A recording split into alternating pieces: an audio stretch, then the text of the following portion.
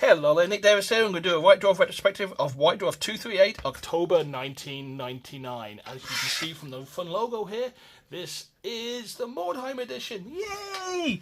Also, you can tell the few miniatures no longer there, but to be fair, this book is over 25 years old, and I know the sort of twilight has long gone.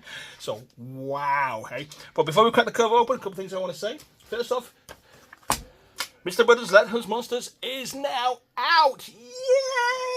It's took me some time to get this book to this point. The book is officially released this week. The Kickstarter books have gone out, and we're going to be debuting it at our 4-State Comic Con in Hagerstown this weekend. So if you're in Hagerstown, around it in the 4-State area, come on down and check out the Comic Con at the Hagerstown Community College, I believe, and look for my table. Look for my big old banner. I'll also be running a panel, how to create comic books on a shoestring budget, which is something I've become pretty much of an expert of. And also pick up a copy of Let's Hunt Monsters comic, my lady's book here. As you can see, it's full colour craziness, my tribute to Teenage Mutant Ninja Turtles and the 2000 AD comic books of my youth. You can also pick it up at the CWS comic book store, or by clicking one of the links below. So thank you for taking time to check this out, and I appreciate you all for taking a look at it. Also, what does this mean? This means I'm back. Oh, ho, ho, ho, ho, ho, ho, ho, ho. That's right. After about 20 years of being disconnected from the game and basically, tinkering around the edges like some fussy old gardener, I am coming back into the hobby, and I think Kill Team is the perfect entry point for me. So watch out for more videos about this as I basically delve into Kill Team, play games, and paint toy soldiers. So here we go again. The 95th Combined Rifles are coming back in Kill Team. Okay, enough of all that. You want to see what's inside this White Dwarf, as I do too, because it's been a good 2 decades since I last looked inside this. So let's open the page and see what the first thing we see is. First up, we have... Make sure it's nice and centered for you guys. There we go, nice in the camera. First off, we have probably a new, unusual editorial. A whole 2 pages of Paul Sawyer, known as Fat Bloke, talking about what's coming up for Games Workshop, the stores, and everything else. This turns out to be quite a nice little editorial talking about the hobby. There's myself down there, and there's, of course, Mr. Woodward playing my Imperial Guard against his Orcs here. I'm probably about to get smashed, because he does that a lot to me. But he was a fun guy to play 40k against, and I don't know who's in the background. I think that's one of our editors. I think her name's Sue, but I could be wrong. Also, we've got funny enough, one of my pictures from the Dogs of War book here. Top pair Beastmen versus a Dogs of War army. So it's a nice little editorial, and we got Eldar ambushing Talons, which is unusual since Talons thing was all about ambushing as well. And of course, a picture of Rick drinking tea. Tea is a very powerful substance, my friends. It helps power those imaginations. Okay, into the fantastically colourful and punchy contents. I've got a very dry mouth here, so excuse me if I go blah, blah, blah a couple of times as we go through this magazine today. The art of the book is from Jeff Taylor, who did the Mordheim book. A beautiful piece of art just there, love it, it's fantastic. Aspects of Wars coming up. We get to basically take our first look at Mordheims through the town choir, which we'll talk about when we get there. There's the Anara, the Elven Swordsman, the Sword of Twilight, which is actually a beautiful toy soldier, sculpted by Brian Nelson, but I'm probably going to get to that page and find out something completely different. We have a chapter approved, we have Spaces Green, and How to Build a Rave Serpent. That's going to be quite a fun one. Okay, let's turn the page and see what happens next.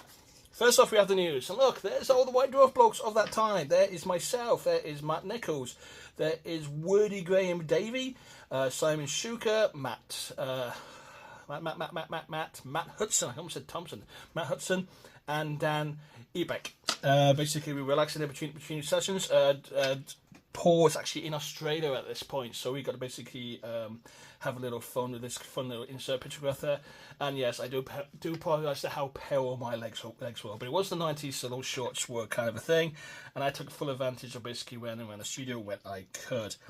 Game developer Laszlo Kasatori talks about playing in the Warhammer Staff Tournament, where he basically beat everybody because he's an amazing Warhammer player. The Typhoon is coming out. That's the Fee model. Sculpted by Brian Nelson, so I did get the name right. I hope I said that right. Yes, I did. So it's actually a beautiful toy soldier. I think I donated mine to the studio when I left. And then what I'm saying down is the big news. Recruitment tour, looking for jobs.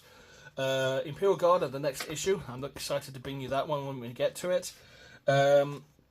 And greetings from the Black Library. So I'm looking for a staff writer as well for some reason. I can't remember if we ever fulfilled that position.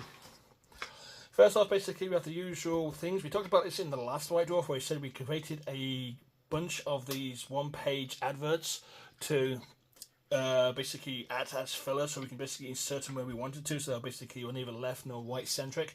And because it's a hobby magazine, it says just there, Games Workshop's monthly gaming supplement and Citadel Miniatures catalogue. In this case, there's also a catalogue as well. We actually put the prices next to the box set to basically walk away and say, hey, look, we're doing what we're supposed to be doing in White Dwarf. Now, next up, we got an article aspects by Matt Nichols.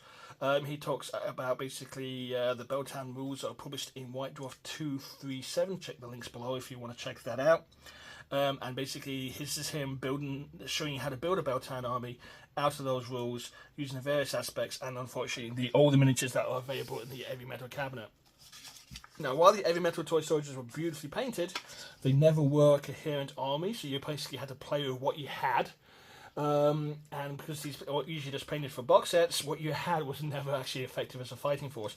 This is why you're seeing these aspects here, but they do look beautiful now. Striking Scorpions was basically the mirror of the Incubi. The Howling Banshees always looked like very beautiful toy soldiers to me as well. Pretty much did the same thing though, didn't they? They just had better armor. These were a 5/6 save, and these were a 4/5/6 save, if I remember rightly. We have the Fire Dragons, the Fury of Cain with their missile launchers, the Grapho defense teams with the Guardians. These shuriken cannons are dangerous things to run into. You can make great fire lanes with them and make a lot of mess out of them. Winds of Death with the Shining Spears. Has anybody ever used Shining Spears effectively in combat? I have never seen them used effectively in any game ever. But if you have, let me know in the comments below. And of course, this beautiful 4C miniature here from the Hammer of Cain and an Eldar Grav tank, which is basically just mobile artillery. So it's a fun, basically, reminiscence of my old Warhammer articles with how to build a Warhammer army out of the box sets. This is pretty much the same sort of thing, but we're just basically building out a little more. And we've got some nice little pictures of the actual army here with the Wraith Lord. Is that the Wraith Lord? Yes, the Wraith Lord Dreadnought. Dreadnought, which is perhaps the oldest toy soldier in this set. If I'm looking around, it actually is. That was new when I got into the hobby. Oh my gosh, many, many moons ago. It was part of the Dreadnought issue, which I think was White Dwarf 103, where you had Bruce had a design on Dreadnoughts, and that Eldar Dreadnought was part of it. I don't think it's changed in all that time. So wow. Okay, then we're going to Warhammer Chronicles. We're trying to make these sections a little bit more of a destination now. So Warhammer Chronicles is plus Thomas Pearson, where basically this is a little like chapter approved, but for Warhammer. So we're talking about some special artillery rules. Thomas Ledger Cavatori talks about special cannon shots you can use, grape shots, rock explosions, and that sort of thing, which is an interesting twist you can put into your games. So this is Warhammer Chronicles is going to be about. Some scrolls around there, rules for Lich Priests and that kind of thing. It's just basically giving you some beta rules to play in your Warhammer games to see what you can come up with. I think I designed this section edition by because I remember being really annoyed about how all these margins, how to work inside these margins, and how they actually really limit us in how we can do the page layout. Also, may notice 3-column layout. Yeah, that's new, right? A 2-page advert for Warhammer Game of Fantasy Battles box set. You don't get all those toy soldiers, obviously, but it's still a nice little advert there.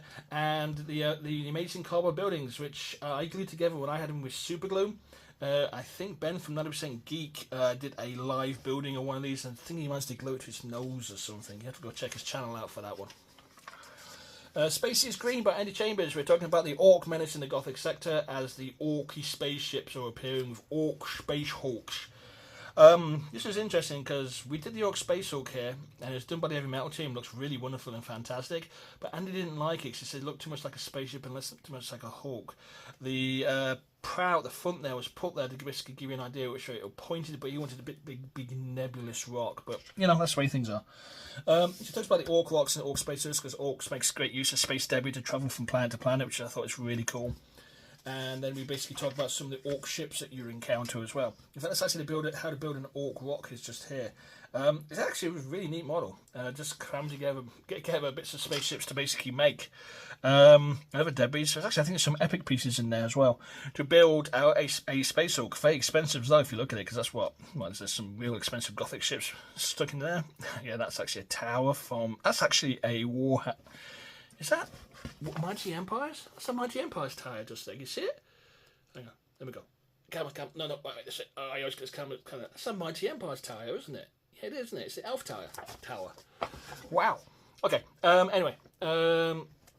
So we've got the Orc walk here as well, and that's kind of neat. It's really cool that basically you're now giving space hooks and rocks into the game, and basically use your spaces to basically knock them to pieces. Actually, would give the Chaos fleet a run for their money, because the Chaos fleets were insanely overpowered ships. Then we go into the Orc fleet by colour scenes by Nick Davis. I am not certain why I was given this to do. I'm certainly not an Orc player. I think I was starting to inherit some of the more orky and crazier stuff that basically Adrian Wood used to do for White Dwarf. We talk about colour schemes and basically the paints that are used. We're trying to give you ideas of the paints. Oh my god, we're showing the old paint pots there. If anybody remembers these paint pots, they basically, you bought them, you opened them, you did one paint job, you closed them again, and you came back to it, and it was just clay. Absolutely horrible paints. In fact, I've got Citadel colour paints that I bought when I was a wee nipper that are almost 40 years old, and they still work. These lasted. I don't think I've got a single one of these paint pots and paints ever. No, actually, I have not. And a single one of them lasted. Not even the ones I never opened dried up when we used this. Horrible paint pots. They did look nice, but they were horrible. Couldn't keep the paint intact. Here we go. Basically, here look at the kill cruisers and the terror ships. I never quite agreed with Orcs having uniform type ships, but I guess we had to do it slightly for the game. It'd be funny if we could actually just mix them up. You get like basically the front and the back, and you just stuck them together. Yeah, 3-4 fronts and 3-4 backs, and you just stuck them together randomly, and they kind of was like just all did kind of the same thing, because Orc ships will all do the kind of same thing. And then we have the escort ships here, which are kind of neat as well. Perfect. Gothic one page ad, and we head into Town Crier. Town Crier was a very special departure for White Dwarf. We specifically did a design section for Mordheim, and this was continued for the next 6-7 issues. Matt Hudson was assigned to design this section, and we were supposed to make it like a EOD newspaper from that time. Things are slightly off kilter. The leadings and the words were all over the place as well. And we were just trying to make it look a little bit different. And Matt Hudson did a fantastic design job on this, whilst also making it useful so you can actually do the games in it. Now, I don't quite agree with basically some of the margins that you see around here, because I think it takes more space than it needs to, but the effect was wonderful. It was atmospheric and give you an idea what to expect from the game. Thomas did an amazing job with Mordheim. He was the primary rules guy. I helped him playtest this. He actually tapped me to help him playtest this and help run the in-studio campaign at that time as well. So it was actually a really fun game. I was really deeply connected to this. I really enjoyed Necromunda, and I really enjoyed the Warhammer version of this as well. So it's Into the Dogs, talks about Mordheim and basically what it's going to be all about, and gives you an overview of what it is. Some great in-shots here, taken strictly from the game rule books here. Special rules for Anoa, the Sword of Twilight. There's Anoa just there. It's beautiful miniature, absolutely beautiful. I'm sure that's appeared in some Warhammer Crest sets, people sets, some armies, and maybe he's still knocking about some people's battlefields even now. Maybe even Mordheim, because that's still wandering around here and there. And we've got this wonderful freelance knight here, which I really love the Don DeQuote look about him as well. And then we go on to the next page here. Double page spread of the artwork by Jeff Taylor. Look at that. It is a beautiful page. Beautiful. Skaven and that kind of thing. It doesn't really actively reflect everything about Mordheim and what it's really about, but it gives you a really nice atmospheric feel and really draws you into it. We have Zealots, we have the Reichlanders here, we have Skaven on the side here. There's some undead and ghoulish stuff going on here. It looks disturbing, and I think that's absolutely perfect for what it should be. In the box, talks a bit more about stuff in the box here, and there is myself there with... Look at those sideburns. Oh my gosh, I do apologise. But my facial hair never really got any better. In fact, this is probably peak facial hair here. And as you can tell, because I'm blending into the wall there, my shorts are so wide that basically you can't even see I'm wearing them. And if you saw my legs, you couldn't even detach them from the wall. So we'll basically use this on the scenery I built as part of a scenery article to play some Mordheim games. So I actually am performing a Warhammer. Nick was just performing a wargaming point there, but we were actually playing that good honest game, and that's me suggesting what to do with himself when I beat him with my. I think I was using.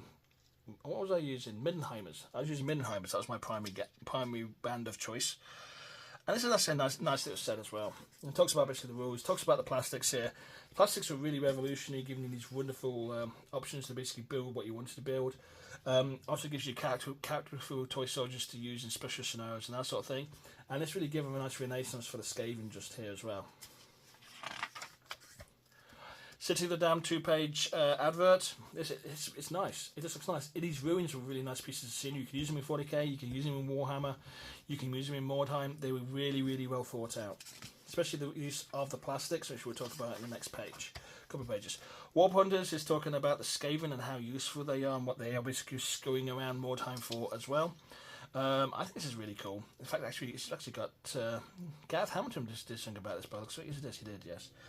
And these are his I think these are actually his, they're his Skaven. Look at those, really nice. And we've got Heroes and Henchmen assembling and painting and how to basically make your armies. This really did bring the Skaven into their own and became an actual viable fun faction for people to play. Mordheim Architects by Nick Davis. I am talking about how to use the plastic pieces in your Mordheim. You've got the Mordheim sprue to basically build your buildings. Because one of the unique features is you've got these plastic corners pieces and you can slot walls into them, basically make your own buildings. You've got plastic doorways and windows, and it really gave a nice aspect to it. Even the roofs were plastic as well, and this just gave a nice three-dimensional thing to add to your buildings and basically punch them out a little bit and basically give you a little bit more than just the basic terrain.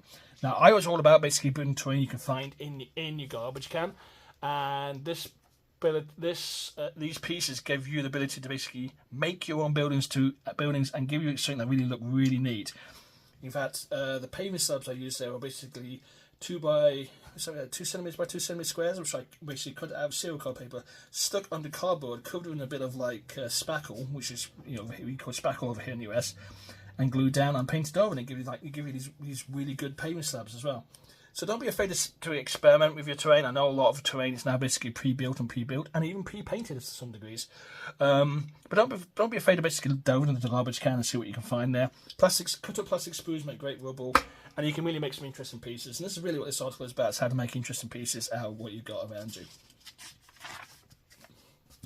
Finest the Man, Brave and the Smith Soldiers of Reich, and this is basically a look at the Reichlanders. I think we do a feature for them, the Middenheimers and the Marienburgers, but that's to come. Really nice atmospheric pictures in again. Yeah, I really like the Mordheim toy soldiers. They look really good. Beautiful piece of art here. Looks like a Blanchy piece. How to paint your models. A fun, basically, how to paint your models pretty fast. We're very much into basically how to show you effectively paint your armies very fast with very quick and simple tips. 3 stages to paint your cloak and that sort of thing, and we're just doing our best to basically bring the hobby to you and make it attainable and explain how to do interesting things. City of Nightmares. This is a battle report between Mark Bedford and Alessio Calavatore. He plays the Whitelanders, but Bedford plays the Skaven, and this is basically takes you through how the game, the henchmen and the heroes, the bands, the war bands that they led. The beautiful Mordheim city here. Look at that. That's actually a purpose-built board with the colouring, but all these pieces were mutable and movable around it, but almost modular in their sectionality too. And that's a nice little board. I think we may do a feature of that in an upcoming Town Choir. And it just basically talks you through the game, how it works, how the combat works, how each side fights. And it's really good, really well made out. I like that basically it's built into these small, because the action is such a smaller that you don't have to really go into high explanations, and we can do a lot of photography of what was going on in there, so you can basically get right down into the terrain as well. And go into the game. So basically the entire concept of Mordheim was basically you had to collect Weirdstone, and Weirdstone is basically Warpstone by another name. And the battles you would have was basically about trying to basically grab as much Weirdstone as you could. It wasn't really about gaining territory, because you camped outside the city and went into the city like looters. This is why basically Luthor's band is called the Luthor's Looters, because you're looting. That's what you're doing. And it's basically turn 5 here, and Luthor's Looters basically bug out, win away, because, it's never a good idea to basically hang around too long in the city of Mordheim, and pride men die in the city of Mordheim. It's not a place to hang around. It's not nice. It's dark, it's nasty, it's mean. It's not a friendly place. Counting up the costs here, Luthor's Consolidation and Warpstone Mine is the Skaven got more Warpstone than the Luthor's boys. If this was a campaign game, Luthor's guys did a good decision of running away when they did. They were actually getting beat by the Skaven. So basically, sometimes it's a goal just to cut your losses and run, especially in Mordheim, where basically if you could have your entire band of men wiped out and there's no coming back from that at all. Any of the Town Cry classifieds, these are all made up by us all. Some stuff will be a continuous story. Black Hour's a continuous story in here. Herald's of Free Trade's a continuous story here.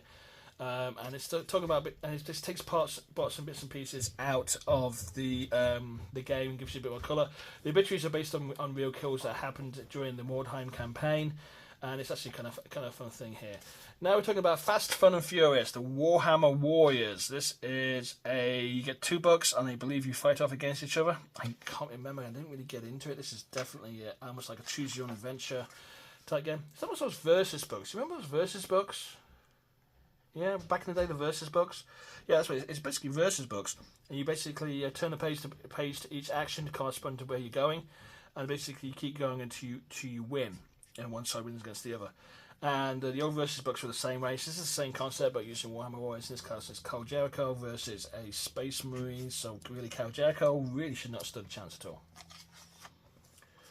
Foresight here, a 1-page into the Eldar Foresight. That's a really nice Eldar Foresight toy soldier. Look at it. Let's see if we can bring it to the camera for a second so you can see it a bit better. I always get this a little bit out there because I have to do this reversed on the TV I'm looking at.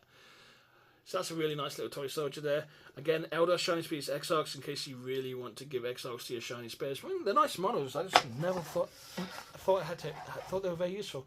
In fact, I had a huge problem with using bikes in 40k all the time, even from the very first edition. I just could never get my head around them. I guess that might just be a weakness of mine. Anyway, let me know if you used any games effectively in the comments below. I'd be glad to hear those comments. And as you do know, I do reply to all my comments when they are nice and friendly. Okay, we're talking about a bit Orc Odd Boys here.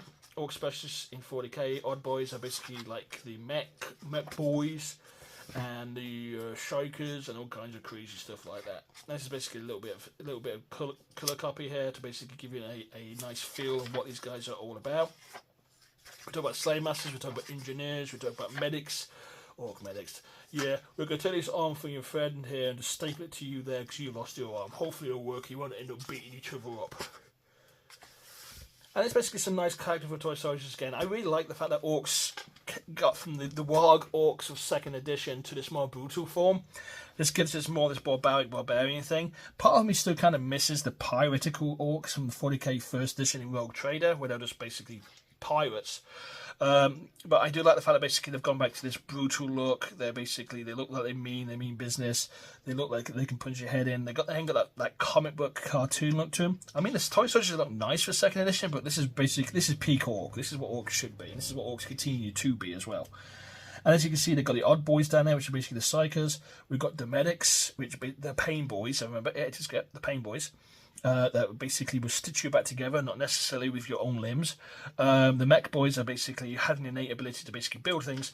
And what's it, we've got Gorka Morka, special character model here, Nazgul Rozag, who makes an XM Mech Boy. So basically now we're trying to bring in the Spanner Boys and the Mech Boys and the special characters from Gorka Morka and say, hey look, those Gorka Morka pieces you had from that game that we no longer support, well, here you are, you can use in your chords. We go into the retail section here. This was designed by Andy Sean as part of the retail promotions and marketing section here. He did a fantastic job of doing all these. The Games Workshop Stockholm Ostermark Empire Army. This is the focus army of the day. I think he actually shipped these to us and we shipped them back to him. Beautiful army here, shot in the studio.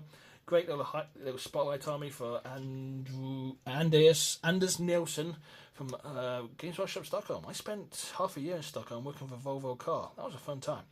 But a beautiful army there. There's not much to do during the winter, so he probably just painted them during then if his paints weren't freezing off the end of his brush. It gets really cold there, really cold. Go to the retail section here, special events coming up here.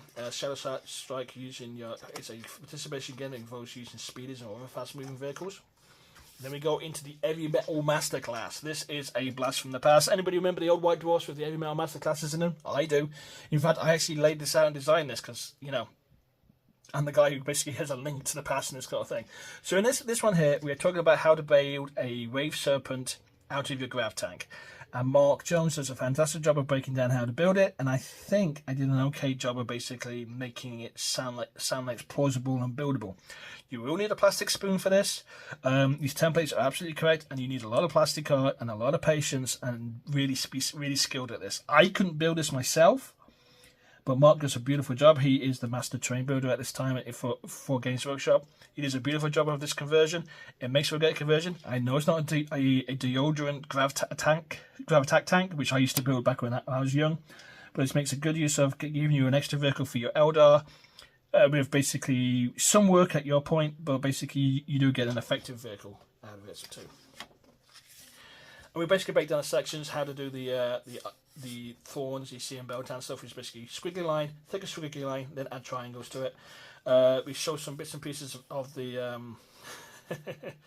that you can use here. There's the plastic card. There's a piece of brass for the forward sensor, I believe. And it's just, you know, how to basically put it all together. It's not an easy build, I'm going to give you that, but if you've got the patience, I think with the instructions you can build one yourself. Then we go to Paul Fat Bloke Sawyer talking about the Games Workshop Warhammer game, Whites of War. He got to play it because he had a computer. I'm not kidding. He had a home computer that could actually support this stuff. I didn't have a home computer that saw this stuff. I had a home computer that might get me on the internet if it didn't break over. In fact, my first home computer was a hard drive and a disk drive, and I think it was an Olivetti. Yeah, that's right, an Olivetti. Oh my gosh. But yeah, he talks about how playing this game, how it's a turn by turn, and how he much enjoyed it. It was actually, from my old reports, a good game. I never played it myself, but that's what the reports I heard from it. Then we talk about the Land Speeder Typhoon. This is basically the Land Speeder Warhammer Light model with the missile launchers strapped to the side, and first of the implausibly large weapons to stick on the side of a Land Speeder. I've not ever seen a Land Speeder. I thought, yeah, that is what I'd expect a Land Speeder to be. I remember the very first Land Speeder where you didn't even get this front armor, so you just sat there in the two seats with joystick retreat and hope you wouldn't get shot. And the second edition one looked a little bit more like an open-top sports car. This reminds me so much of a Warhammer Reliant. And you should look up Warhammer Reliant in your Google searches, and you know exactly what I mean by that. It should have 3 wheels. That'd be absolutely fun if it did. Actually, I don't know if this Land Speeder is still in operation, or if it's changed to something else, because I don't pay too much attention to Space Marines at all, because I just don't. In fact, I've not paid attention to it since I got the RB01T Marines back in the day, and then I basically discovered Guardsmen and went, yeah, that's my army. Final bits of retail stuff here, and then we go into chapter approved by Eddie Chambers and James Johnson. We have more beta customers talking about basically use of making roads and craters and other things. Now, roads can make you move fast, but they have craters. You have real trouble getting through them. You can force march on roads and all kinds of fun stuff. Basically, if you're on a road, you move twice your speed. Talking about Chaos Cultists, you basically go with the Chaos Cultist models that have been made here. This is very much a small action game. I'm not sure why they're all like, you know, looks like they've never seen the sun, but hey, it's kind of neat, and they're again nice little toy soldiers. So you want a small action game, probably about 500 points. It's great to have these fun little things, or maybe with a squad on squad. These will probably work quite well in Kill Team actually. And it's kind of fun stuff here. And then because the battle report was the Mordheim battle report, we go into the middle of the section. This is something that I did continuously from this point going forward. And of course, as I basically a big fan of catalogs, I showed you lots of toy soldiers. I try to show you as many toy soldiers as I could on a page and still make them visible to you. So look at all that. Toy soldiers galore. And then advance order in your Imperial Guard. That's right, Imperial Guard are just around the corner. This is White Dwarf 239, I believe. Yes, 239 will be the next one. I think I've got some stuff. I talk about a bit of Guard in there, but I'll also do a walkthrough of the Imperial Guard Codex at the same time. I'm not sure what I'm going to be doing because I'm basically going to get through this show and I've got a busy week ahead of me. But I would do my best to at least do the walkthrough for the 239 and do the Imperial Codex Imperial Guard walkthrough after that. More toy soldiers, Battlefield Gothic. Battlefield Gothic is starting to wane out a little bit now here because I think the Orcs was the final faction we basically did officially before this got handed off to specialist games, or what we know as the Black Library. I think we started to have the Demimog ships appeared. I think, yeah, Demimog ships appeared, Necron ships appeared, and I think we had some Bio ships appeared, but I don't think we covered them much in White Dwarf. I'm pretty certain once I pick up White Dwarf 239, what I just said would completely and utterly be wrong. And there's War Boss Grishnak, and there's absolutely no secret why he actually looks like Adrian Wood. It's Adrian Wood if he was an Orc, just in case you guys were wondering. couple more pages to go, and we've reached the end of the book, and we finish on a special picture we did for Mordheim. Look at that. That is fun. Multi-part action with some hidden treasures here and there. See if you can spot them. Oh, slightly scaling down there. The knight about to get assassinated by another assassin over there, and that kind of fun thing. So there we go, my friends.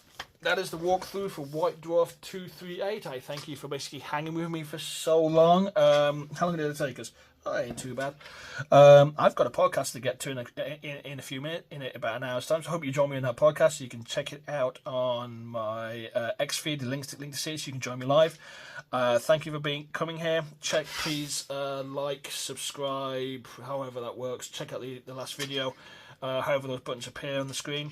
If you want to help me do more White Dwarf, so basically help me with my cartooning, or even basically my journey back into the hobby, you can basically drop some coin on my Patreon. Link will be below.